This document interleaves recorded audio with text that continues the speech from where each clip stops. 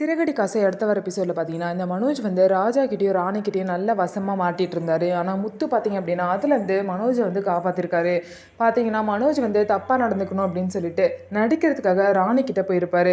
ஆனால் அந்த ராணியும் ராஜாவையும் பார்த்தீங்கன்னா முத்து வீட்டுக்கு கூட்டிகிட்டு வந்துட்டு பார்த்தீங்க அப்படின்னா, ஆமாம் மனோஜ் வந்து உங்ககிட்ட தப்பாக தானே நடந்துக்கிட்டா, அது அப்படியே இருக்கட்டும், அதனால் தப்பாக நடந்துக்கிட்ட மனோஜையும் உனக்கு கல்யாணம் பண்ணி வச்சிடறோன்னு சொல்லிட்டு மனோஜை வந்து ராணி கழுத்தில் தாலி கட்ட சொல்லுவாங்க. உடனே வந்து எப்படி நீங்கள் என் பொண்டாட்டி கழுத்தில் தாலி கட்டலான்னு சொல்லிட்டு ராணியோட ஹஸ்பண்ட் வந்து ராஜா வந்து சண்டைக்கு வருவாங்க.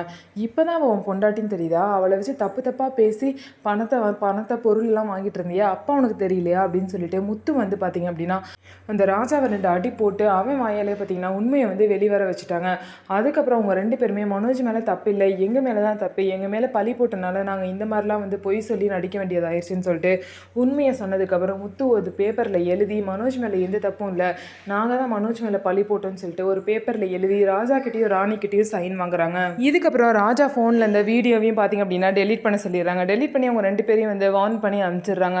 இதனால மனோஜ் பார்த்தீங்கன்னா இந்த பிரச்சனையிலேருந்து தப்பிச்சிட்டாங்க. ஆனால் ரோகிணி பார்த்தீங்க அப்படின்னா இன்னும் முத்துவை வந்து திட்டிக்கிட்டே தான் இருக்காங்க. ரோகிணி பார்த்தீங்க அப்படின்னா அவங்க மேலே உள்ள பழியை மறைக்கணும், அவங்க தான் பணத்தை திருடி இருக்காங்க, ஆனால் அது யாருக்கும் தெரியக்கூடாது அப்படிங்கிறதுக்காக திரும்ப வந்து ரோகிணி ராஜாராணி மேலேயே பழிய போடுறாங்க.